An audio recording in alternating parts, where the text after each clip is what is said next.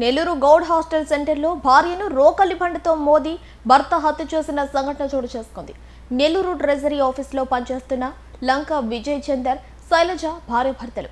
మధ్యాహ్నం భోజన సమయంలో వీరిద్దరి మధ్య వివాదం రావడంతో శైలజను భర్త విజయ్ చందర్ రోకలి బండతో మోదటంతో ఆమె అక్కడికక్కడే మృతి చెందింది. సంఘటనా స్థలానికి Nellore rural SP Ghattamaneni Srinivasarao, Balajinagar CI Sambasivarao చేరుకుని సంఘటనా స్థలాన్ని పరిశీలించారు. పోస్టుమార్టం నిమిత్తం మృతదేహాన్ని ఆసుపత్రికి తరలించారు.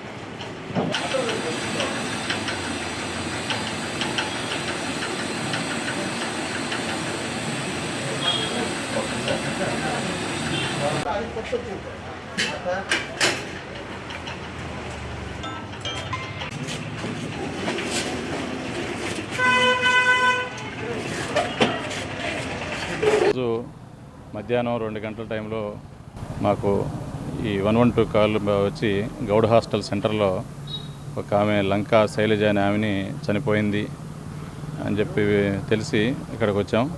విచారిస్తే భార్యాభర్తల మధ్య గొడవలో ఆమె భర్త లంకా విజయ్ చంద్ర అని చెప్పేసి అతను సీనియర్ అసిస్టెంట్గా చేస్తుంటాడు డిస్ట్రిక్ట్ ట్రెజరీ ఆఫీసులో.